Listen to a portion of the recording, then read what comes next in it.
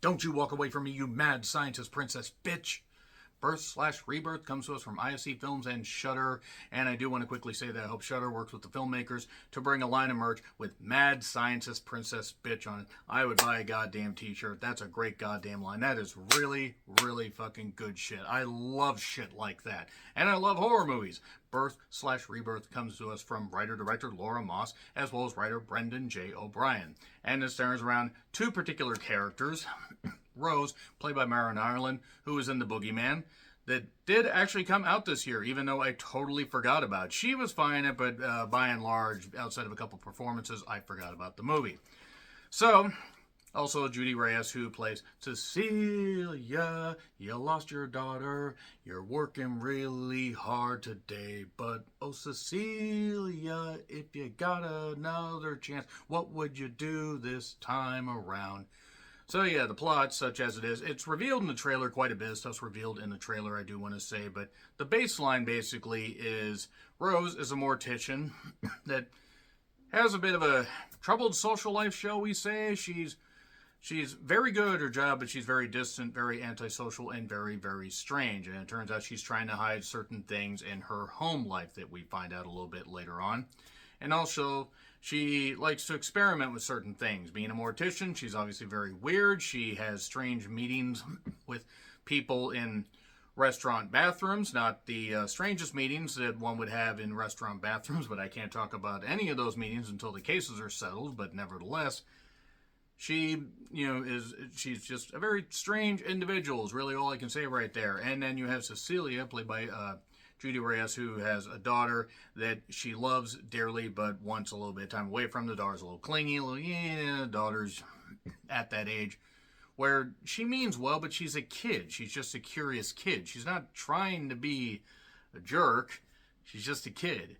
And then she leaves her with a neighbor, and then certain things happen, and let's just say things don't end up all that well for the daughter, because when you have a title Birth/Rebirth, obviously that kind of probably gives you a baseline of what's going on. So yeah, the daughter has a battle with meningitis. Why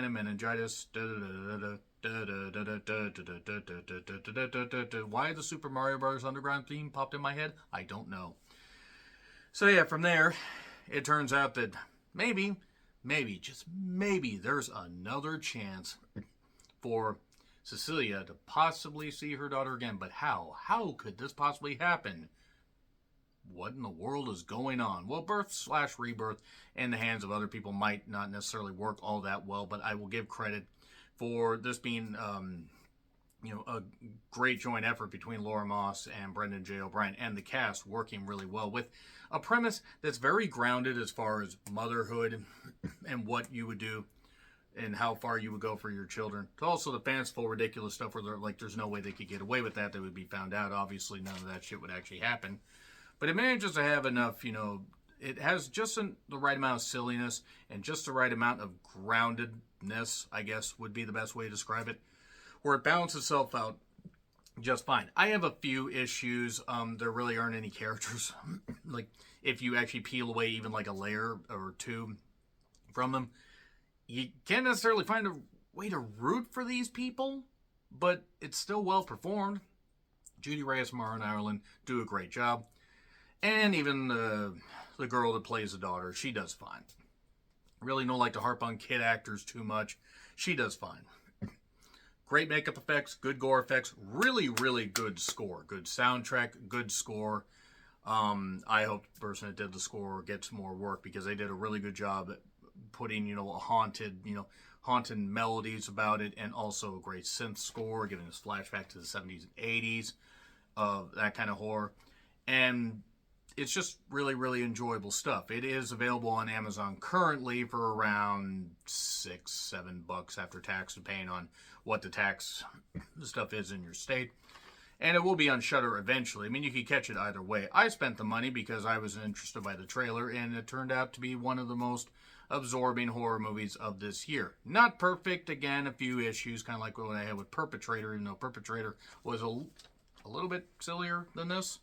But this was still pretty goddamn good. With, again, great leading performances by Marin Ireland and Judy Reyes. Do want to give a shout to Monique Gabriella Kernan.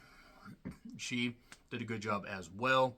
And then there was a supporting role by Emily Parker, Brenda Wool, who was in Seven Faces of Jane. Jane all over. I don't actually got that wrong there. And there's also La Chans. I'm not actually sure how to pronounce that. She plays Colleen. She made the most of her time. And there are a few other people, but really it just centers around Marin and Judy Reyes. So good stuff. Good stuff overall. I'm going to get into spoilers. The spoilers really won't take very long, just so you know. But it's well performed, well filmed, very well scored. Good stuff. I look forward to seeing what Laura Moss and Brendan J. O'Brien can do in the future and what everybody in the cast can do. Because despite the silliness, it worked for the most part. Had a good pace to it. Even if it stumbled a bit in the third act, still not going to dock it that much for that. Anyway, 3, 2, 1, and spoilers. Okay, so basically in the beginning there was rap, as our Lord and Savior Dr. Dre once said. And just slam us right into a hospital scene. A mother is panicked, a redhead, and the baby isn't breathing. Then there's a Cynthia, Do You Want to Go Home song. And Rose is a mortician who, works on a lot of dead bodies. Obviously, what the fuck else would you do as a mortician? And Rose is a bit of a bitch of a boss. Like, oh, I have to stay here, but suddenly my employee can leave. And Cecilia has a daughter who's a bit of a curious kid, but also messy. And then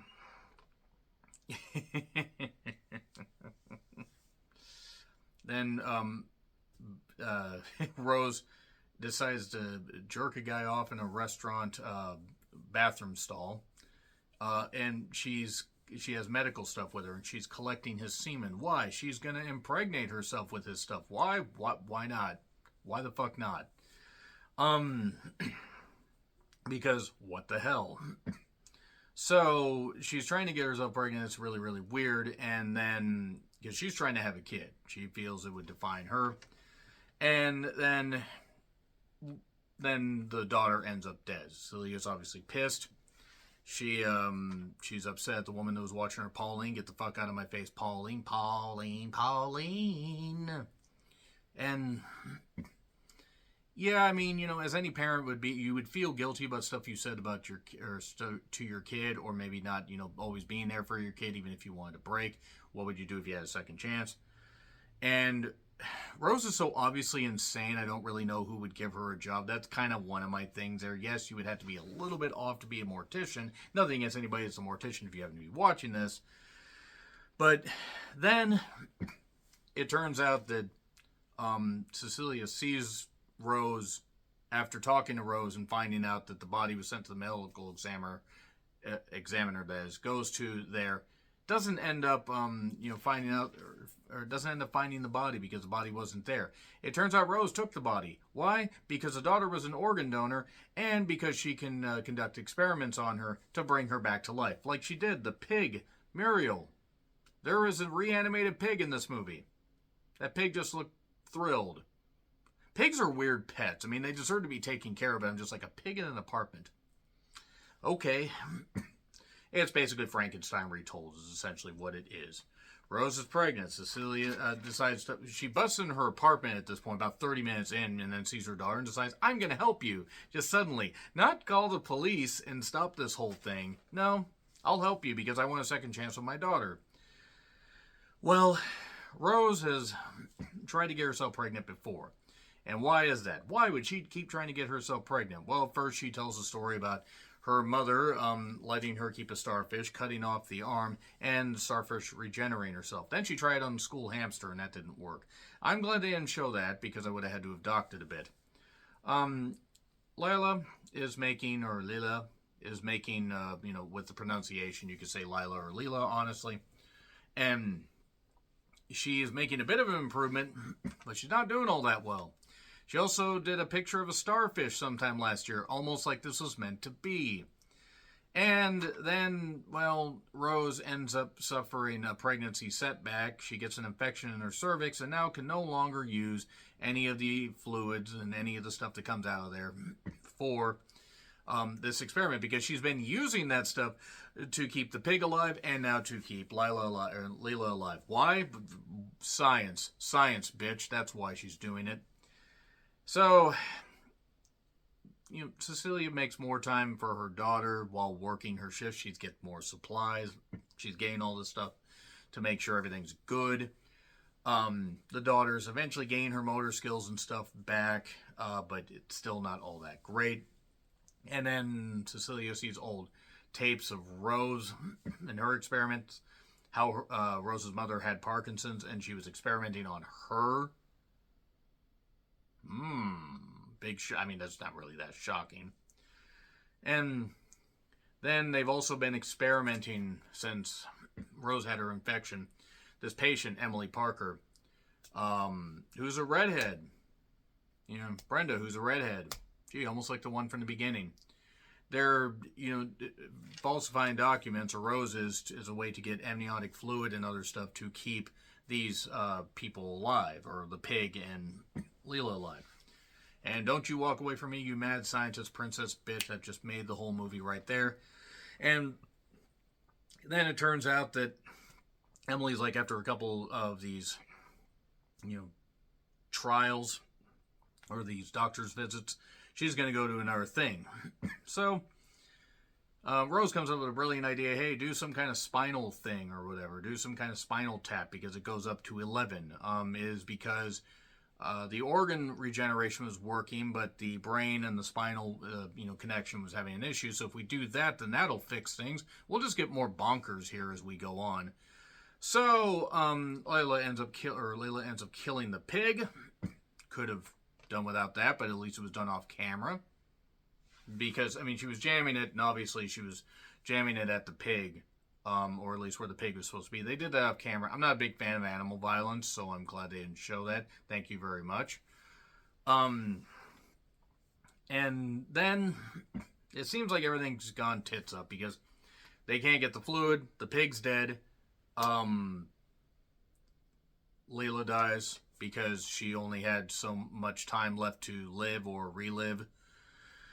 And Cecilia shows up at Emily's house and then drugs her tea. Then she passes out and then calls the EMTs. The one that's pregnant. And then they take the kid while she is convulsing and not doing well. So basically, they killed somebody to take her baby to use those cells and everything to regenerate Leela. It gets a little messy in the third act. I guess that was the whole point and everything. I'm not docking the movie. Again, there's a little bit of unevenness. I'm not going to say it's perfect, but it certainly is one of the better horror movies that I've seen this year. It's one of the better horror movies I've seen in the last few years. Solid effort. Very good. A-. Go check it out. So, let me know your thoughts in the comments. Like, share, subscribe, Twitter handle in the description. I'm John Ritlin. I'll see you soon.